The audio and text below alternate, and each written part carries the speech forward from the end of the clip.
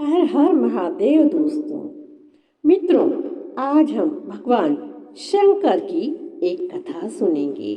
महाशिवरात्रि का पर्व आने ही वाला है। भगवान शिव को कौन नहीं जानता।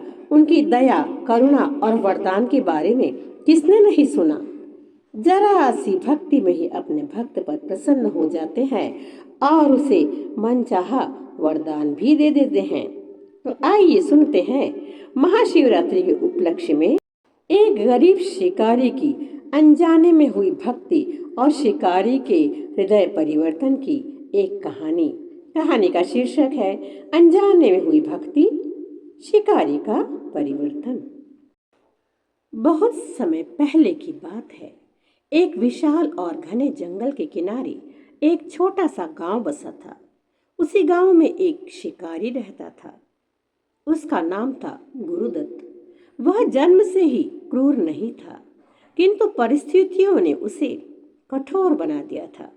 उसके घर में बूढ़े माता पिता, पत्नी और 2 छोटे बच्चे थे।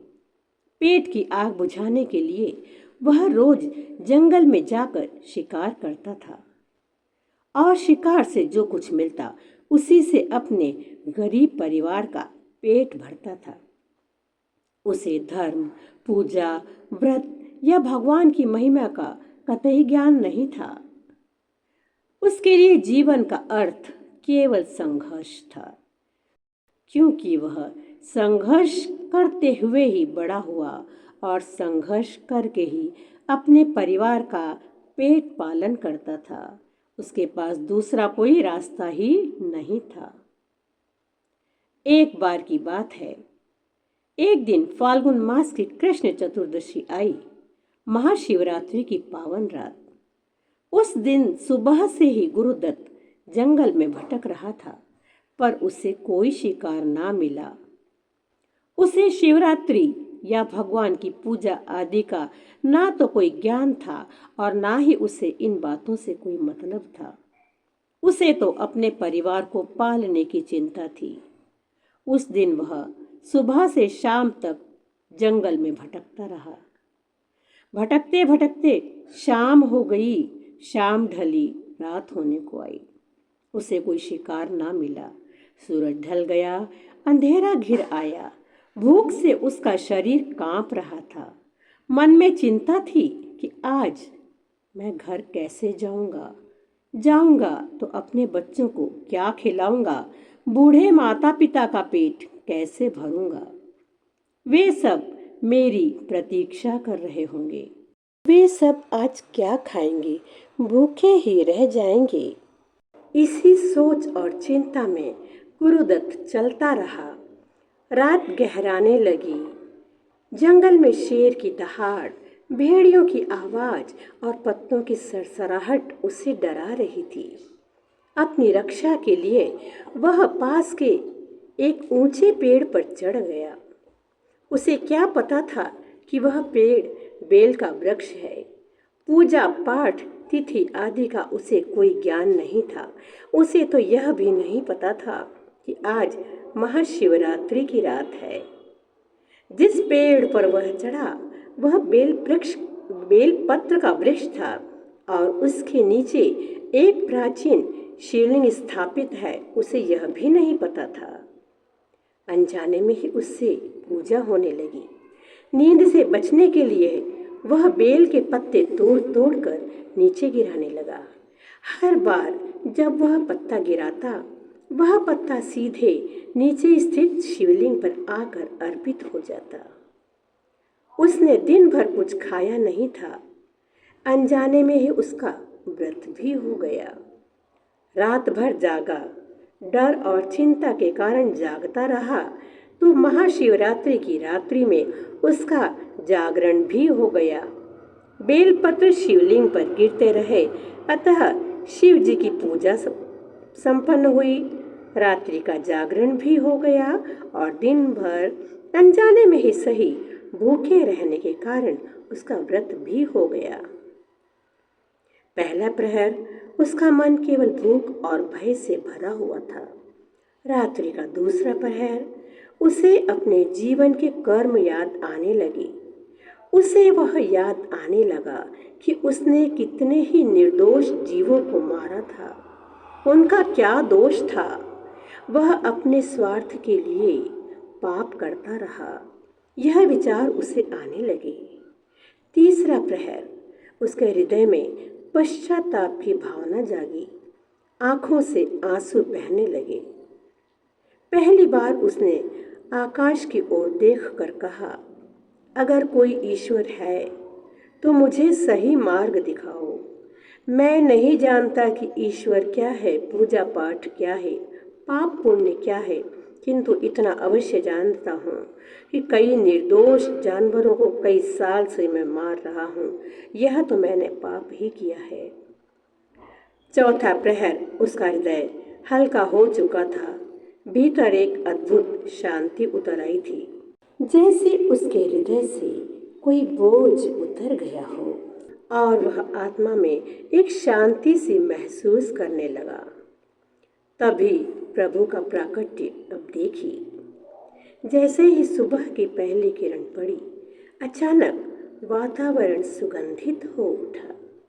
पेड़ के नीचे दिव्य प्रकाश फैल गया। भगवान शिव स्वयं प्रकट हुए। अपने भक्त की अनजाने में की हुई भक्ति से ही भोलेनाथ का आसन डोल गया और वे अपने भक्त की मदद करने, उस पर अपनी कृपा करने वहां स्वयं उपस्थित हो गए। उनकी जटाओं से गंगा बह रही थी। कंठ में सर्प सुशोभित था, त्रिशूल हाथ में और मुख पर करुणा की असीम मुस्कान। भगवान बोले, वत्स गुरुदत्त, तुमने आज अनजाने में ही सही मेरी संपूर्ण आराधना कर ली। उपवास रखा, रात्रि जागरण किया और बेलपत्र भी अर्पित किए। और सबसे बड़ी बात तो यह है कि तुम्हारे हृदय में पश्चाताप और परिवर्तन की भावना जागी। यही सच्ची भक्ति है।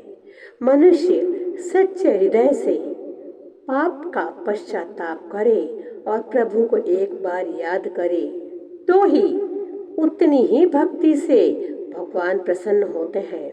वत्स गुरुदत्त, आज मैं तुम्हारी इस भक्ति से प्रसन्न हूँ। गुरुदत्त पेड़ से उतरकर रो पड़ा। उसने भगवान के चरणों में गिरकर कहा, प्रभु, मैं अज्ञानी हूँ, मुझे क्षमा करें, मुझे सही मार्ग दिखाइए। मैं धर्म की बात नहीं समझता। भगवान शिव ने आशीर्वाद देते हुए कहा, गुरुदत्त, तुमने अनजाने में ही मेरी पूर्ण आराधना की है, पर सबसे बड़ा अर्पण तुम्हारा पश्चाताप है। तुम्हारे हृदय का पश्चाताप तुम्हारी भक्ति है। तुम्हारे 2 अश्रु सबसे बड़ा मेरे लिए अर्पण है। यही सच्ची भक्ति है। गुरुदत्त रो पड़ा। उसने क्षमा मांगी। तब भगवान ने पुनः आशीर्वाद दिया, आज से तुम्हारा जीवन बदल जाएगा। और भगवान अंतर्ध्यान हो गए। उसी दिन से गुरुदत्त ने हिंसा छोड़ दी और सत्य और करुणा का मार्ग अपनाया। मेहनत करके अपने परिवार का पेट पालने लगा। धीरे धीरे करके सचमुच उसके दिन बदल गए। उसके परिवार में खुशियां आने लगी और संपन्नता आने लगी। उसके समस्त दुख दूर हो गए। भक्तों, जिस प्रकार गुरुदत्त की अनजाने में की गई पूजा अर्चना, बेलपत्र अर्पण आदि से भगवान एक रात्रि में ही प्रसन्न होकर उसे इतना बड़ा वरदान देकर गए, जीवन भर की खुशियों का वरदान देकर गए।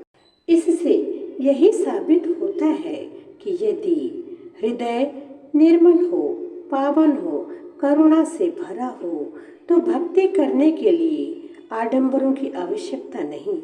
पावन हृदय ही प्रभु की भक्ति के लिए पर्याप्त है और प्रभु सच्चे हृदय से की गई भक्ति को ही स्वीकारते हैं और प्रसन्न होते हैं। अतः इस महाशिवरात्रि पर जिनके पास बहुत कुछ है, भंडार भरे हैं, सब कुछ है, वे अपनी श्रद्धा के अनुसार मंदिरों में भी दान पुण्य करें और गरीबों को भी दान दें। और जिनके पास कुछ नहीं है वे तनिक भी संकोच न करें। भोलेनाथ को क्या चाहिए? बस पावन हृदय, करुणा से भरा हुआ हृदय और एक लोटा जल। इस अर्पण से ही वे प्रसन्न हो जाते हैं। इसलिए पावन निर्मल हृदय लेकर, मन में करुणा और भक्ति लेकर मात्र एक लोटा जल और बेल के कुछ पत्ते भी भोलेनाथ पर अर्पण करें। यही लेकर मंदिर जाएं और उनसे प्रार्थना करें। आपकी प्रार्थना अवश्य ही स्वीकार होगी।